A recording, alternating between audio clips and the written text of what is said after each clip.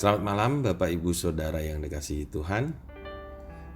Dalam ibadah doa multiplikasi malam ini, saya hendak membagikan renungan firman Tuhan mengenai penyembahan yang menyenangkan Allah. Sebelumnya, mari kita berdoa.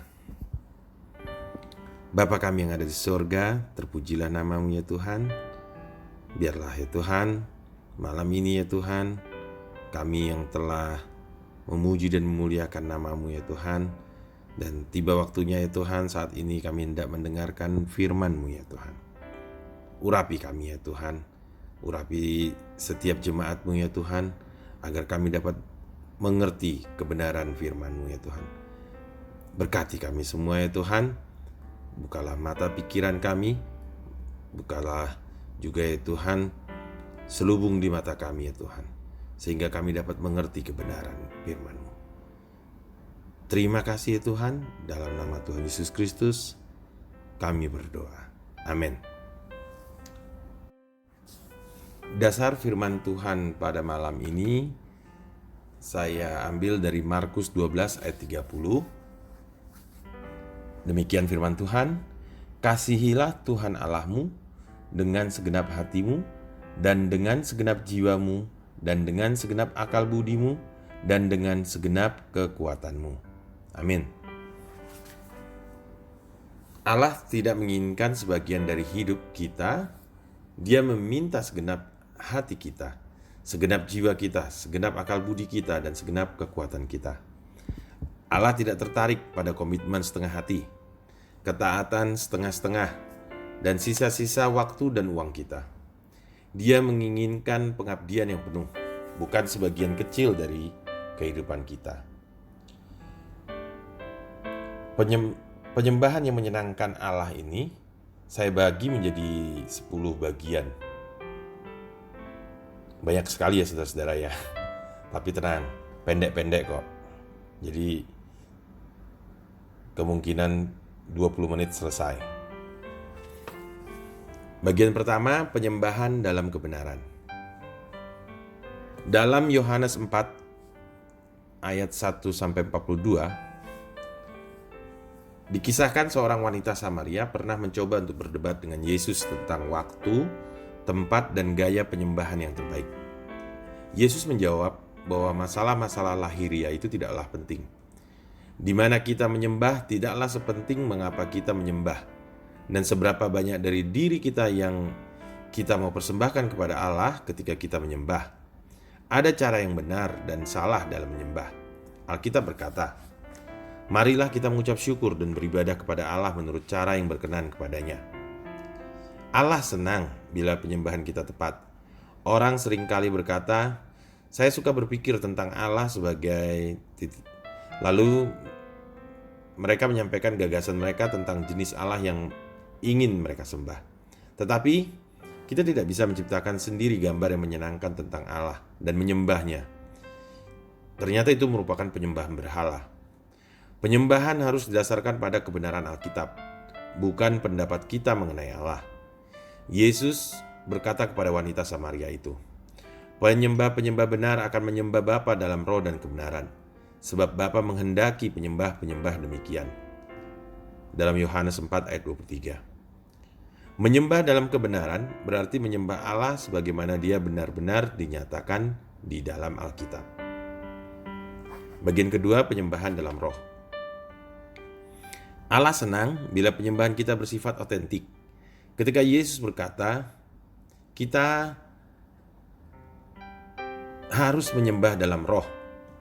Tertulis dalam Yohanes 4 ayat 23, Dia bukan menunjuk pada Roh Kudus, tetapi pada roh kita. Kita diciptakan menurut gambar Allah. Kita adalah roh yang berdiam di dalam satu tubuh, dan Allah merancang roh kita untuk berkomunikasi dengan Dia. Penyembahan adalah tanggapan roh kita terhadap roh Allah. Ketika Yesus berkata, kasihilah Tuhan Allahmu dengan segenap hatimu dan dengan segenap jiwamu. Yang Dia maksudkan adalah penyembahan haruslah sepenuh hati dan sungguh-sungguh. Penyembahan bukanlah sekedar mengucapkan kata-kata yang tepat. Kita harus bersungguh-sungguh dengan apa yang kita katakan. Pujian yang tidak sungguh-sungguh bukanlah pujian sama sekali. Pujian tersebut tidak bernilai, sebuah hinaan kepada Allah. Ketika kita menyembah, Allah menilik melalui kata-kata ke sikap hati kita. Allah berkata, manusia melihat apa yang di depan mata, tetapi Tuhan melihat hati. 1 Samuel 16 ayat 7. Karena penyembahan meliputi keadaan senang akan Allah, penyembahan melibatkan emosi kita. Allah memberi kita emosi sehingga kita bisa menyembahnya dengan perasaan yang dalam. Tetapi emosi-emosi tersebut haruslah sungguh-sungguh, bukanlah pura-pura. Allah membenci kemunafikan. Dia tidak menginginkan kemampuan memainkan peran atau kepura-puraan atau kepalsuan di dalam penyembahan. Dia menginginkan kejujuran kita, kasih yang sesungguhnya. Kita bisa menyembah Allah secara tidak sempurna, tetapi kita tidak bisa menyembah Dia secara tidak tulus. Memang, ketulusan saja tidaklah cukup. Kita bisa saja secara tulus melakukan kesalahan.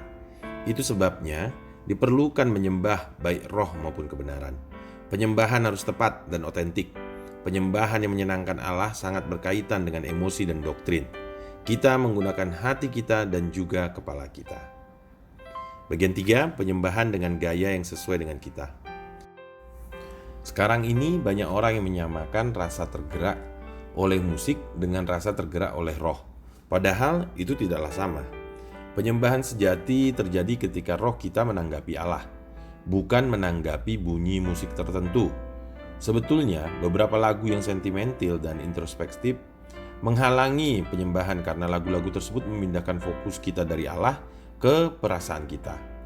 Gangguan terbesar kita dalam penyembahan adalah diri kita sendiri, yaitu berbagai kepentingan kita dan kekhawatiran kita atas pandangan orang lain tentang kita. Banyak bentuk pujian disebutkan di dalam Alkitab, di antaranya membuat pengakuan, menyanyi, bersorak, berdiri sebagai penghormatan, berlutut, menari, membuat sorak sukacita, bersaksi, memainkan alat-alat musik, dan mengangkat tangan. Gaya penyembahan terbaik adalah penyembahan yang dilakukan dengan cara yang paling cocok untuk kita, menunjukkan kasih kita kepada Allah, berdasarkan latar belakang dan kepribadian yang Allah berikan kepada kita. Banyak dari kita tampaknya terjebak dalam suatu situasi penyembahan tertentu, yaitu rutinitas yang tidak memuaskan dan bukan memiliki persahabatan yang menyenangkan dengan Allah, karena kita memaksa diri untuk menggunakan metode-metode atau gaya penyembahan yang tidak sesuai dengan cara di mana Allah secara unik membentuk kita. Bagian keempat, penyembahan yang apa adanya. Jika Allah dengan sengaja menjadikan kita semua berbeda, mengapa setiap orang diharapkan untuk mengasihi Allah dengan cara yang sama? Faktanya, orang-orang Kristen telah menggunakan banyak cara yang berbeda selama 2000 tahun untuk menikmati keakraban dengan Allah. Kegiatan di luar gedung, belajar, menyanyi, membaca, menari, menciptakan seni, melayani orang lain, menjalani kesunyian, menikmati persekutuan, dan ikut serta dalam banyak kegiatan lainnya. Tidak ada satu pendekatan yang cocok untuk semua orang dalam menyembah dan bersahabat dengan Allah.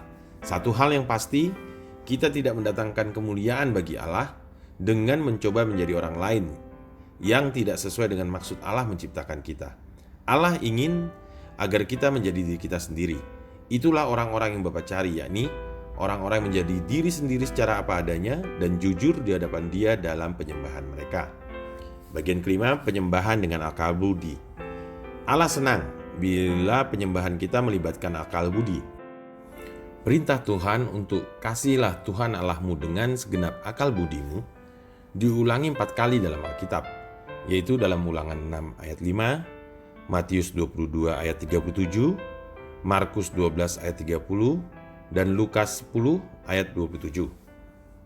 Allah tidak senang jika orang menyanyikan lagu-lagu tanpa pikiran, memanjatkan doa-doa klise yang rutin, atau mengucapkan puji Tuhan secara sembarangan, karena kita tidak bisa memikirkan hal lain untuk dikatakan pada saat itu. Jika penyembahan tidak melibatkan akal budi, penyembahan itu tidak bermakna. Kita harus melibatkan akal budi kita. Yesus menyebut penyembahan yang tanpa akal sebagai pengulangan yang sia-sia. Matius 6 ayat 7. Bahkan istilah-istilah Alkitabiah bisa menjadi istilah yang membosankan karena digunakan berulang-ulang dan kita berhenti berpikir tentang maknanya. Jauh lebih mudah memberikan istilah dalam penyembahan daripada berusaha menghormati Allah dengan kata-kata dan cara-cara yang segar. Itu sebabnya lebih baik kita untuk membaca Alkitab di dalam berbagai terjemahan. Hal ini akan memperluas ekspresi kita dalam penyembahan. Cobalah memuji Allah tanpa menggunakan kata-kata puji, haleluya, syukur, atau amin. Bukannya mengatakan, kami hanya ingin memujimu. Buatlah daftar kata yang memiliki makna sama dan gunakan kata-kata baru seperti mengagumi, menghargai, meninggikan, dan menghormati. Juga jadilah spesifik. Jika seseorang mendekati kita dan mengucapkan, aku memujimu 10 kali, kita mungkin akan berpikir, untuk apa? Kita lebih suka menerima 2 pujian yang spesifik daripada 20 pernyataan umum yang tidak jelas. Begitu juga dengan Allah. Bagian ke-6, penyembahan dengan nama-nama Allah. Cara penyembahan lainnya adalah membuat daftar nama-nama Allah yang berbeda dan pusatkan perhatian pada nama-nama tersebut. Nama-nama Allah bukannya tanpa makna. Nama-nama tersebut memberitahu kita tentang aspek-aspek berbeda dari karakternya. Dalam Perjanjian Lama, Allah sedikit demi sedikit menyatakan dirinya kepada bangsa Israel dengan memperkenalkan nama-nama baru untuk dirinya sendiri, dan Dia memerintahkan kita untuk memuji namanya. Allah juga ingin agar pertemuan-pertemuan ibadah bersama kita menggunakan akal budi. Paulus memberikan 1 pasal seluruhnya untuk hal itu dalam 1 Korintus pasal 14 dan menyimpulkan, tetapi segala sesuatu harus berlangsung dengan sopan dan teratur. Sehubungan dengan hal itu, Allah menekankan agar ibadah penyembahan kita bisa dipahami oleh orang-orang yang belum percaya ketika mereka hadir dalam pertemuan-pertemuan ibadah kita. Paulus mengatakan, sebab jika engkau mengucap syukur dengan rohmu saja, bagaimanakah orang biasa yang hadir sebagai pendengar dapat mengatakan amin atas pengucapan syukurmu?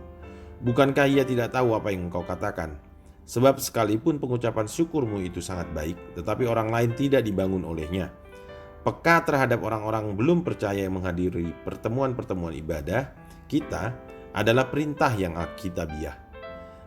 Mengabaikan perintah itu merupakan ketidaktaatan dan ketiadaan kasih. Bagian ke-7, penyembahan dengan tubuh kita. Allah senang bila penyembahan kita bersifat praktis.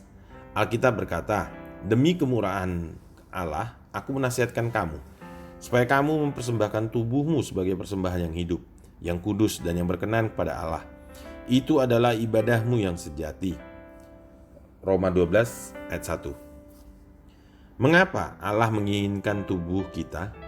Mengapa Dia tidak berkata, persembahkan rohmu? Karena tanpa tubuh, kita tidak bisa melakukan apapun di dunia ini. Di dalam kekekalan, kita akan menerima tubuh baru yang sudah disempurnakan dan lebih baik. Tetapi sementara kita di dunia, Allah berkata, berikan kepadaku apa yang kamu miliki. Dia bersikap praktis dalam soal penyembahan. Kita pernah mendengar orang berkata, saya tidak bisa datang ke pertemuan nanti malam, tetapi saya akan bersamamu di dalam roh. Tahukah kita apa artinya? Tidak ada arti. Kalimat tersebut tidak memiliki makna. Selama kita di bumi, roh kita hanya bisa berada di tempat tubuh kita berada. Jika tubuh kita tidak ada, kita juga tidak ada. Dalam penyembahan kita harus mempersembahkan tubuh kita sebagai persembahan yang hidup. Nah, kita biasanya mengaitkan konsep persembahan dengan sesuatu yang mati. Tetapi Allah ingin agar kita menjadi persembahan yang hidup. Dia ingin agar kita menjadi persembahan yang hidup. Dia ingin agar kita hidup bagi Dia. Bagian ke-8, penyembahan dengan berkorban. Di dalam Perjanjian Lama, Allah senang pada banyak korban persembahan karena korban-korban itu memberikan gambaran awal tentang korban Yesus bagi kita di kayu salib. Sekarang Allah senang dengan berbagai korban persembahan yang berbeda. Ucapan syukur, pujian, kerendahan hati, pertobatan, persembahan uang, doa, melayani orang lain, dan berbagi dengan orang-orang yang membutuhkan. Penyembahan yang sejati membutuhkan pengorbanan. Daud menyadari hal itu dan berkata, aku tidak mau mempersembahkan kepada Tuhan Allahku korban bakaran dengan tidak membayar apa-apa. Dalam 2 Samuel 24 ayat 24. Salah satu pengorbanan yang dituntut dari kita dalam penyembahan adalah mengorbankan sikap mementingkan diri. Kita tidak mungkin meninggikan Allah dan diri kita sendiri pada saat yang bersamaan. Kita tidak menyembah untuk dilihat oleh orang lain atau untuk menyenangkan diri kita sendiri. Kita dengan sadar memindahkan fokus dari diri kita sendiri kepada Allah. Ketika Yesus berkata, "Kasihilah Tuhan Allahmu dengan segenap kekuatanmu," Dia menunjukkan bahwa penyembahan membutuhkan usaha dan tenaga. Penyembahan tidak selalu menyenangkan atau enak. Kadang-kadang penyembahan benar-benar merupakan tindakan berdasarkan kehendak, kurban dengan sukarela. Penyembahan pasif merupakan sesuatu yang bertentangan.